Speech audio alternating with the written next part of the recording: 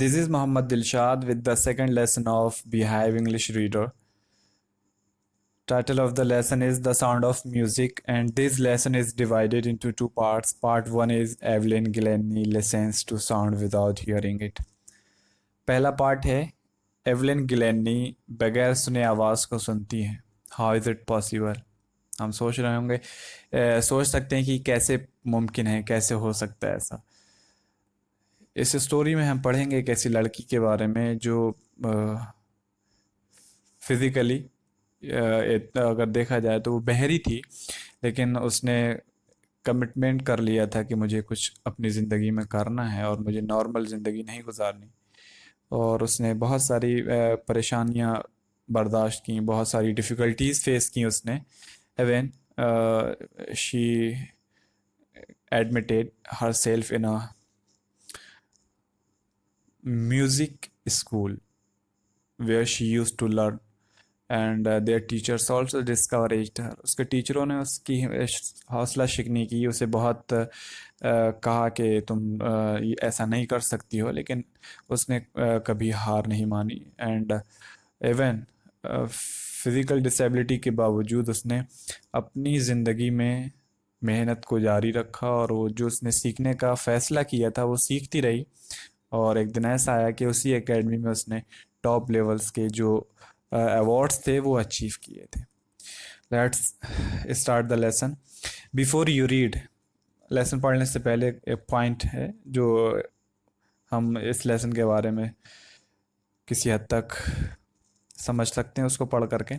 God may have taken her hearing but he has given her back something extraordinary. खुदा ने उससे सुनने की ताकत से महरूम कर दिया हो, लेकिन उसने उसे कुछ ख़ास दे दिया था. What we hear she feels far more deeply than any of us.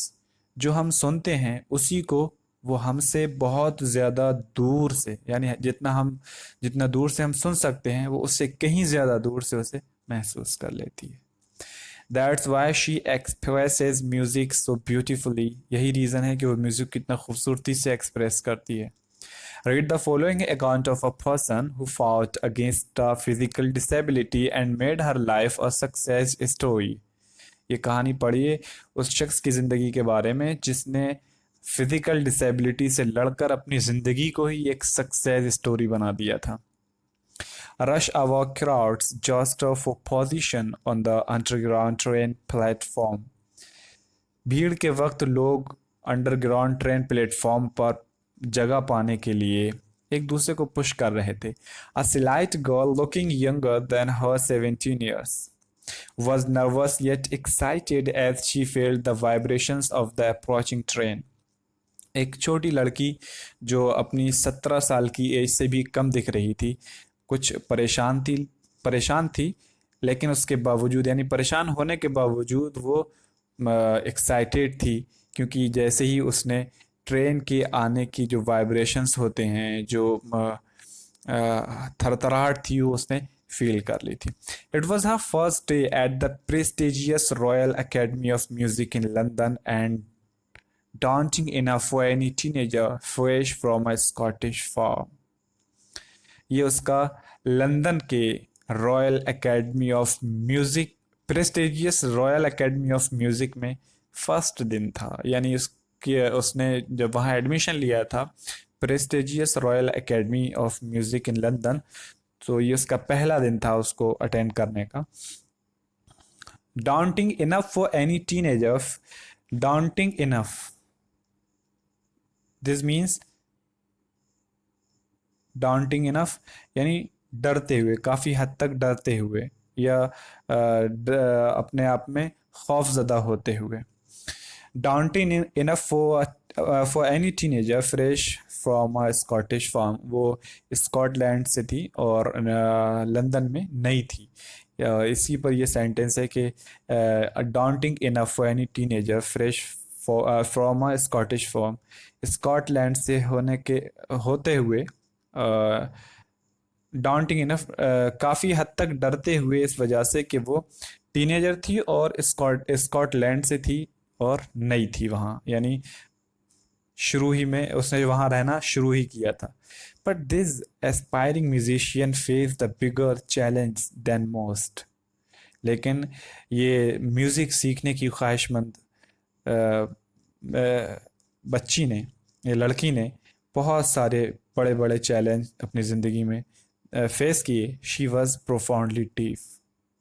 यानी उसने वहाँ अमेरिका में स्कॉटलैंड से होना और फ्रेश होना, यानी नया वहाँ पर रहना शुरू करना, नया नया जा करके, और ये एक चैलेंज था उसके लिए. लेकिन उससे भी बड़ा चैलेंज उसके लिए ये था कि शी वॉज प्रोफाउंडली डीफ. वो बिल्कुल बहरी थी. Reason, Evelyn Glennie's loss of hearing had been gradual. Evelyn Glennie की जो सुनने की क्षमता थी वो दिन ब दिन घटती जा रही थी. Her mother remembers noticing something was wrong when the 8-year-old Evelyn was waiting to play the piano. Evelyn Glennie की मॉम जो थी वो कुछ नोटिस कर रही थी कि कुछ गलत हो उसके साथ चल रहा है, या उसके साथ कुछ गलत हो रहा है. The 8-year-old Evelyn was waiting to play the piano. और ये उस वक्त उन्हें पता चला, ये उस वक्त ख़ास कर उन्होंने नोटिस किया जब वो पियानो बजाने के लिए वेट कर रही थी. They called her name and she didn't move. क्योंकि कुछ स्टूडेंट्स थे जो वन बाय वन जा रहे थे और फिर पियानो बजाने की प्रैक्टिस कर रहे थे. जब उसकी टर्म आती है, जब उसकी टर्न आए, तो इन दैट सिचुएशन उसका नाम लिया गया और वो बिल्कुल भी मूव नहीं की वहाँ से. I suddenly realise she hadn't heard, says Isabel Glennie. उसकी मॉम इसाबेल गिलैनी कहती हैं कि मैंने अचानक महसूस किया कि उसने नहीं सुना. For quite a while Evelyn managed to conceal her growing deafness from friends and teachers. कुछ लम्हों के लिए, यानी कुछ अरसे तक, एवलिन ने कोशिश की अपने जो उसकी बहरापन जो था उसका, वो आहिस्ता आहिस्ता बढ़ता जा रहा था, उसे उसने अपने दोस्तों और टीचर से छुपाने की कोशिश की. But by the time she was 11 her marks had deteriorated and her headmistress urged her parents to take her to a specialist. लेकिन ये वक्त के चलते उसके साथ जो वो छुपाने की कोशिश कर रही थी, एक दिन ऐसा हुआ कि उसकी वो कोशिश ख़त्म हो गई और उसकी हेड मिस्ट्रेस ने उसके पेरेंट्स से बहस करते हुए कहा कि उसे किसी स्पेशलिस्ट के पास ले जाओ. It was then discovered that her hearing was severely impaired as a result of gradual nerve damage. आहिस्ता आहिस्ता नर्व के डैमेज होने की वजह से उसकी जो सुनने की ताकत थी वो बिल्कुल ख़त्म हो चुकी थी. They were advise that she should be fitted with hearing aids and sent to a school for the def.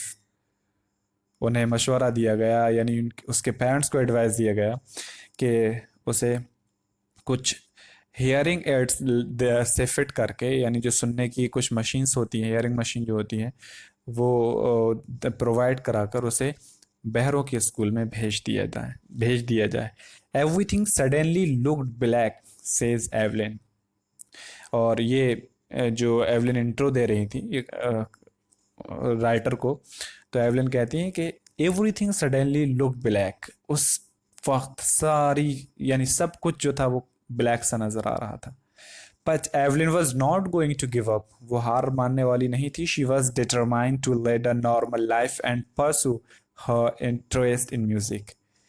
उसने फैसला कर लिया अपनी नॉर्मल जिंदगी गुजारने का और म्यूजिक में जो उसकी दिलचस्पी थी उसके पीछे भागने का. One day she noticed a girl playing a xylophone and decided that she wanted to play it too.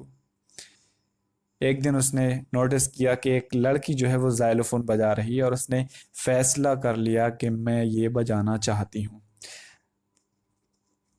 What is xylophone? Here you can see xylophone, a musical instrument with a row of wooden bars of different lengths. यानी लकड़ी के उस पर लकड़ी का बार होता है, उस पर बटन की तरह वो रहते हैं और उसे बजाया जाता है, आवाज़ निकलती है म्यूज़िक बनाने के लिए।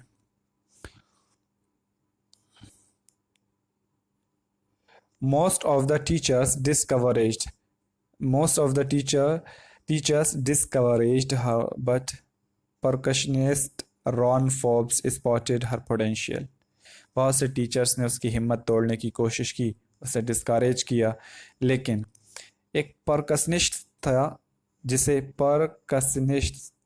परकशनिस्ट रॉन फोर्ब्स स्पॉटेड हर पोटेंशियल। परकशनिस्ट होता है अ person who plays the drum the tabla, वो शख्स जो तबला वगैरह बजाता है, ढोल वगैरह बजाता है, उसे परकशनिस्ट कहते हैं।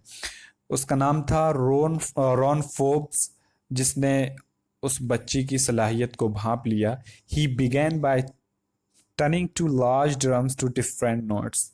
वो डिफरेंट नोट्स बजाते हुए दो ड्रम पर उसने दो ड्रम पर डिफरेंट नोट्स बजाना शुरू किए।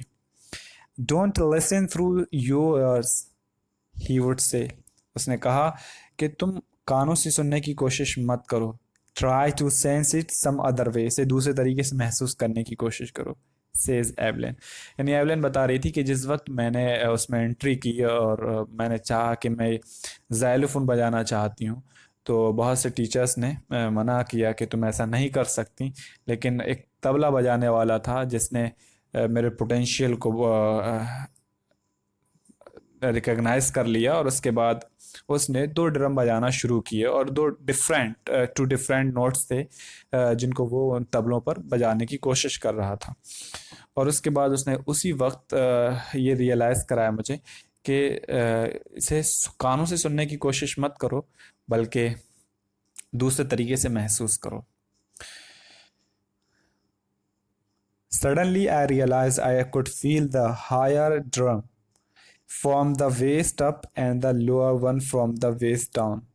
यानी उसने कहा, एवलिन अपनी स्टोरी बताती हुई कहती कि मैंने महसूस किया, I could feel the higher drum from the waist up and the lower one from the waist down. मैं जो दो ड्रम वो बज रहे थे, एक कमर के ऊपर था और एक कमर से नीचे, मैं दोनों को महसूस कर सकती थी।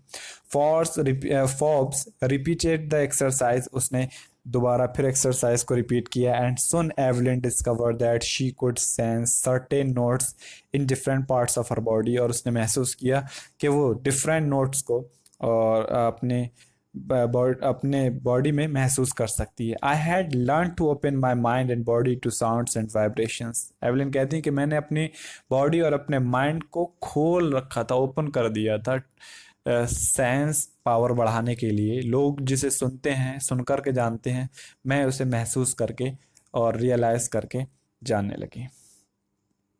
The rest was share determination and hard work. जिंदगी मेहनत करना, आराम करना और फिर सख्त मेहनत करना, यही दो चीज़ें थी। She never look back from that point onwards, उसने कभी फिर वापस मुड़कर नहीं देखा। She toured the United Kingdom with a youth orchestra and by the time she was 16, जब वो 16 साल की थी, उस वक्त उसने एक यूथ और यानी जो टीनेजर का ऑर्केस्ट्रा था उसके साथ यूरोप का सफ़र किया था। She had decided to make music her life, उसने म्यूज़िक को अपनी ज़िंदगी बनाने का फैसला कर लिया था, डिसीजन ले लिया था। She audition for the Royal Academy of Music and scored one of the highest mark in the history of the academy. जब वो 17 की हुई तो उसने ऑडिशन दिया रॉयल अकेडमी ऑफ म्यूजिक, यानी prestigious Royal Academy of Music London में, and scored one of the highest marks in the history of the academy, और उस अकेडमी की हिस्ट्री में सबसे ज़्यादा मार्क्स उसने ऑब्टेन किए। She gradually moved from orchestra work to solo performances, और आहिस्ता आहिस्ता उसने ऑर्केस्ट्रल वर्क से सोलो परफॉर्मेंस की तरफ बढ़ना शुरू किया। At the end of her 3-year course she had captured most of the top awards, यानी अपने कोर्स के 3 साल कंप्लीट करते हुए उसने टॉप लेवल के जो अवार्ड्स थे वो अचीव कर लिए थे। And for all this, Evelyn won't accept any hint of heroic achievement. इस सब के लिए एवलिन एक हीरो की जो अचीवमेंट होती है उसे कबूल करना नहीं चाहती थी. If you work hard and know where you are going you will get there. अगर तुम्हें पता है, अगर तुम हार्ड वर्क कर रहे हो, यानी अगर आप मेहनत करते हो और आपको पता है कि आपको कहाँ जाना है, तो आप वहाँ पहुँच जाओगे. And she got right to the top. और वो उस वक्त सही पोजीशन पर थी.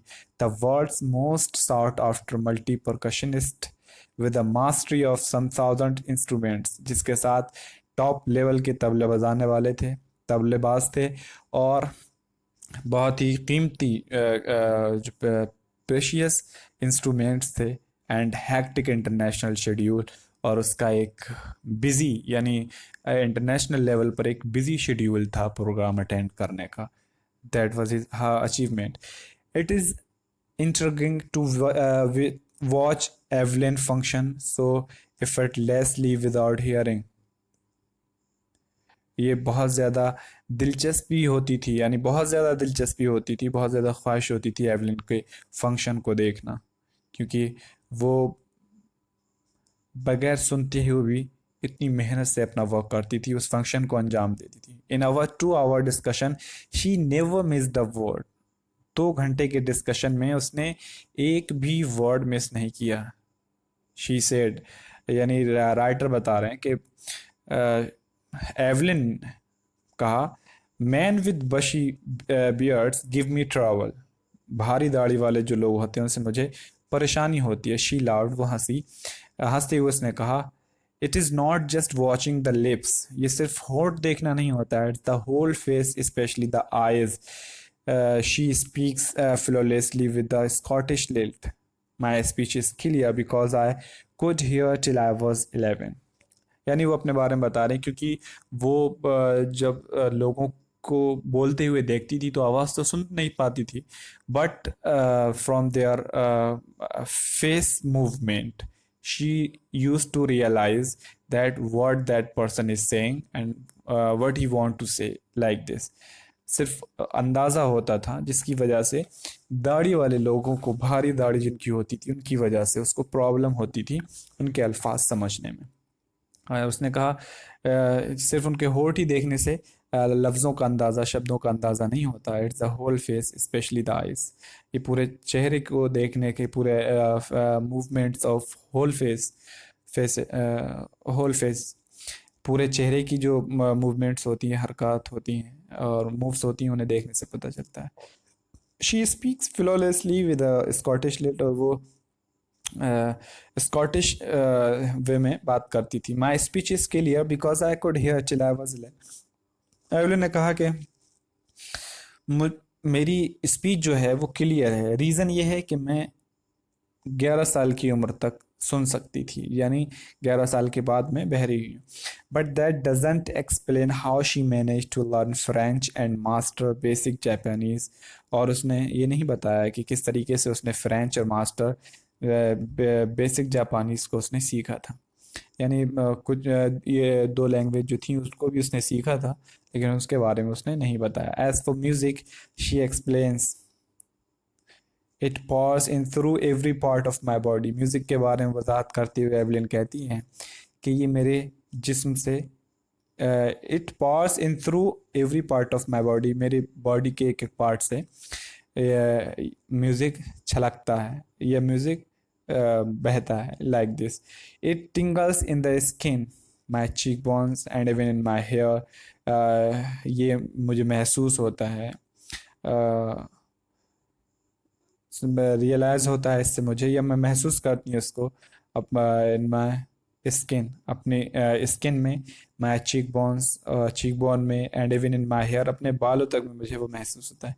When she plays the xylophone she can sense the sound passing up the stick into her fingertips. जब वो जाइलोफोन बजाती हैं तो वो अपने हाथों की उंगलियों में, जहाँ जो जाइलोफोन बजाने के लिए स्टिक पकड़ती हैं, उसके ज़रिए से भी वो आवाज़ को रियलाइज़ और सेंस कर सकती थी. यानी लकड़ी के ज़रिए भी, जो लकड़ी उसके हाथ में होती थी, उस लकड़ी से जो वेव्स और जो थरथराहट आवाज़ की टकराती थी उसे भी वो रियलाइज कर लेती थी. By leaning against the drums, she can feel the resonances flowing into her body.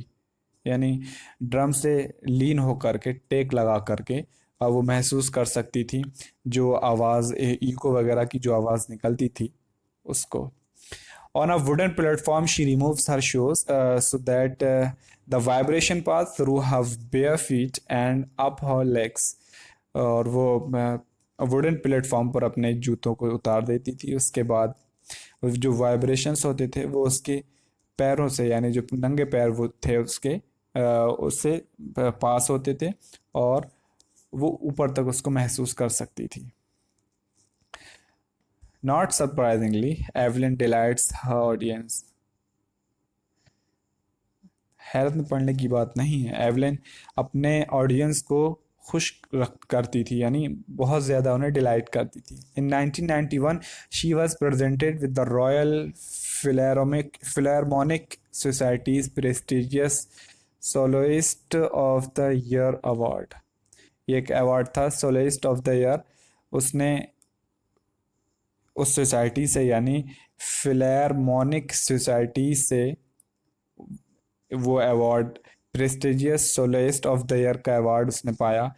Says master percussionist James blades. Master percussionist James blade कहते हैं, गॉड में हैव टेकन हर हियरिंग. यानी जब उसने वो अवार्ड पाया था एवलिन ने, जब prestigious soloist of the year का अवार्ड पाया तो उस वक्त एक मास्टर थे, परकशनिस्ट थे वो, यानी तबला बजाने के मास्टर थे, जेम्स ब्लेड्स. उन्होंने कहा, गॉड में have taken her hearing but he has given her back something extra ordinary. खुदा ने उसे सुनने की ताकत से महरूम कर दिया लेकिन कुछ ख़ास उसे दे दिया है. What we hear she feels. जो हम सुनते हैं वो उसे महसूस करती है, सिर्फ महसूस, नॉर्मली महसूस नहीं करती. Far more deeply than anyone of us. उससे भी बहुत गहराई से जो हमें से कोई कर सकता है. यानी एक सही इंसान जिसे महसूस कर सकता है या सुन सकता है उससे भी ज़्यादा वो महसूस कर लेती है उसे. That's why she expresses music so beautifully. यही रीज़न है कि वो म्यूज़िक को इतना खूबसूरती से एक्सप्रेस करती है. Evelyn confesses that she is something of a workaholic. यानी वो वर्कहॉलिक होता है in formal way, a person who finds it difficult to stop working. यानी वो लोग वर्कहॉलिक उस माइंड और उस मेंटलिटी के लोग जिन्हें काम रोकने में दिलचस्पी नहीं होती बल्कि अपने काम को कंटिन्यू रखने में मज़ा आता है. तो उसने कहा कि वो उन लोगों में से थी. I have just got to work. मुझे सिर्फ काम करना था. Often harder than classical musicians. अक्सर उन लोगों से भी ज़्यादा जो नॉर्मल क्या होते थे, क्लासिकल म्यूजिशियंस थे. But the rewards are enormous. लेकिन रिजल्ट जो है, उसका इनाम जो है बहुत ही लाजवाब. Apart from the regular concerts, Evelyn also gives free concert in prisons and hospitals. Regular concerts जो होते हैं, रेगुलर प्रोग्राम जो होते हैं, उनके अलावा एवलिन की ड्यूटी क्या रहती है, एवलिन क्या करती हैं कि वो फ्री में जेल वालों को और हॉस्पिटल्स में मरीज़ों को, यानी बीमार लोगों को, पेशेंट्स को फ्री में अपने प्रोग्राम से लोगों को डिलाइट करती हैं. She also gives high priority to classes for young musicians. Young musicians का जो क्लास होता है, यानी इस ग्रुप पर वो ज़्यादा फोकस करती है. And Requiem of the Beethoven Fund for Deaf Children says she is a shining inspiration for deaf children. यानी Beethoven Fund for Deaf Children, ये एक पर्सन थी जो एक फंड जो था बहरे बच्चों के लिए, बहरे लोगों के लिए जो एक फंड चलाया जाता था, उसके मैनेजिंग का काम था. वो उसके मैनेज करते थे उसको. तो she is a shining inspiration. वो एवलिन के बारे में अपना नज़रिया रखते हुए कहते हैं, she is a shining inspiration for deaf children. ये जो बच्चे बहरे हैं या सुनने से महरूम हैं उन बच्चों के लिए एक चमकता हुआ और एक अच्छा आइडियल है। They see that there is nowhere that they can not go. वो देख सकते हैं कि उनके लिए कोई ऐसी जगह नहीं है जहां वो नहीं जा सकते। यानी वो इतने कॉन्फिडेंस से फिल हो सकते हैं, उनके अंदर इतना कॉन्फिडेंस लेवल हाई हो सकता है। Evelyn Glennie has already accomplished more than most people twice her age. Evelyn Glennie ने पहले ही, यानी उन लोग जो बहुत से ऐसे लोग जो उसकी एज से डबल थे, उन लोगों को पीछे छोड़ दिया। She has brought percussion to the front of the orchestra. और उसने परकशन यानी तबलाबाजी को ऑर्केस्ट्रा में अच्छे से शो किया, पेश किया।